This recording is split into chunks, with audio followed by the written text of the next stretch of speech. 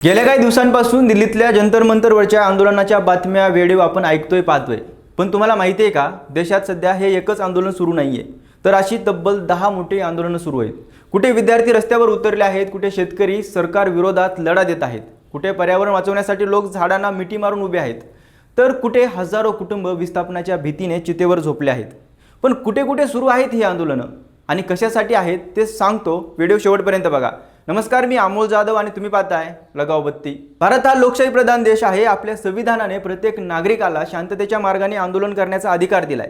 जेव्हा नागरिकांना वाटतं की त्यांच्या प्रश्नाकडे दुर्लक्ष होत आहे, त्यांच्यावर अन्याय होत आहे किंवा त्यांच्या हक्कावर गदा येत आहे, तेव्हा ते रस्त्यावर उतरतात। आंदोलन म्हणजे केवळ सरकार विरोधात घोषणा देणं नसतं, तर आपल्या प्रश्नाकडे लक्ष वेधण्याचा लोकशाही मार्ग असतो। सर्वात आधी बोलूया दिल्लीतल्या CJP आणि नीट आंदोलनाबद्दल।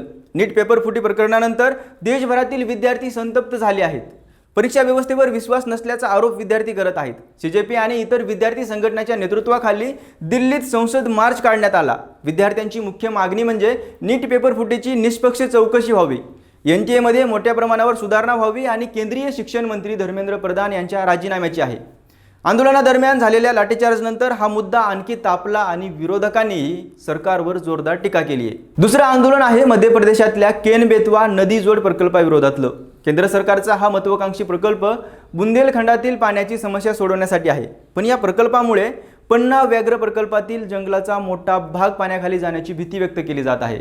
हजारो आदिवासी आणि शेतकरी कुटुंब विस्थापित होणार असल्याचा आरोप स्थानिकांनी केलाय।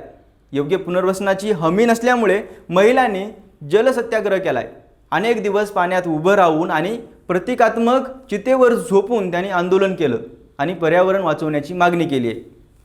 तिसरं आंदोलन उत्तराखंडमध्ये सुरू आहे। डेहराडूनमधील जॉली ग्रँट विमानतळाच्या विस्तारासाठी हजारो झाडं तोडण्याचा प्रस्ताव आहे। हा भाग हत्तीच्या नैसर्गिक मार्गाचा असल्याने पर्यावरण प्रेमींनी आणि स्थानिकांनी चिपको आंदोलनासारखाच विरोध सुरू केलाय। झाडांना मिठी मारून त्यांनी सरकारला विकासासोबत पर्यावरणाचाही विचार करण्याचं आव्हान केलंय। चौथं आंदोलन पंजाब आणि हरियाणातील शेतकऱ्यांचं आहे।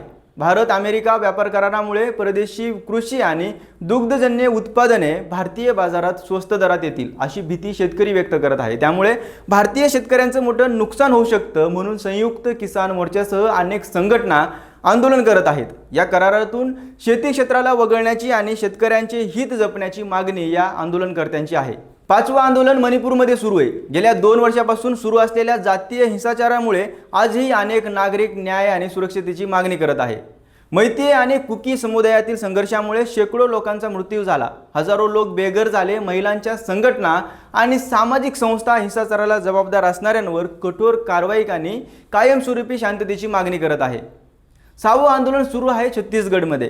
रायपूरजवळ अतिक्रमण हटवण्याच्या कारवाई दरम्यान अनेक गरीब कुटुंबाची घरं आणि दुकाने पाडण्यात आल्याचा आरोप करण्यात आलाय।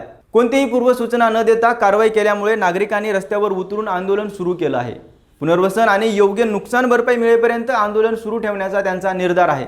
7वं आंदोलन सुरू आहे कर्नाटकमध्ये। बेंगळुरूजवळ प्रस्थापित AI टाउनशिपसाठी मोठ्या प्रमाणावर सुपीक जमिनीचं अधिग्रहण सुरू आहे। तंत्रज्ञानाच्या विकासासाठी शेतकऱ्यांची जमीन हिरावली जात असल्याचा आरोप करत शेतकऱ्यांनी पदयात्रा, उपोषण आणि निदर्शन सुरू केली आहेत। 8वं आंदोलन सुरू आहे गुजरातमध्ये।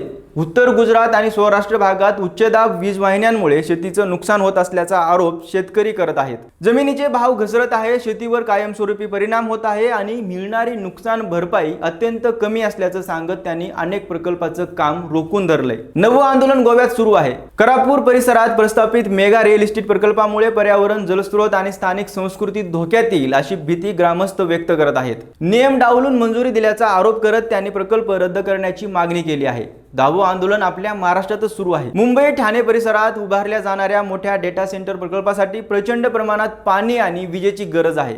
आधीच पाण्याची टंचाई असलेल्या भागात या प्रकल्पामुळे स्थानिकांवर अधिक ताण येईल अशी भीती नागरिक व्यक्त करत आहेत। त्यामुळे हा प्रकल्प पुनर्विचारासाठी थांबवण्याची मागणी होत आहे। ही 10 आंदोलनं वेगवेगळ्या राज्यात वेगवेगळ्या कारणासाठी सुरू असली तरी त्यामागचा समान धागा एकच आहे। नागरिक आपल्या प्रश्नाकडे सरकारने गांभीर्याने पाहावं अशी अपेक्षा व्यक्त करत आहेत। कुठे शिक्षणाचा प्रश्न आहे, कुठे पर्यावरणाचा, कुठे शेतकऱ्यांच्या भविष्याचा, तर कुठे रोजगार, जमीन आणि पुनर्वसनाचा आहे। आता या आंदोलनानंतर सरकार काय भूमिका घेणार, कोणत्या मागण्या मान्य होणार आणि कोणत्या प्रश्नांवर तोडगा निघणार हे येणाऱ्या काळात स्पष्ट होईल। मात्र लोकशाहीत आंदोलन ही लोकांच्या भावना आणि असंतोष याचं प्रतिबिंब असतं, हे नक्की. या सगळ्यावर तुमचं मत काय आहे आम्हाला कमेंट करून नक्की सांगा आणि आपल्या लगावबत्ती या यूट्यूब चॅनलला नक्की सबस्क्राईब करा.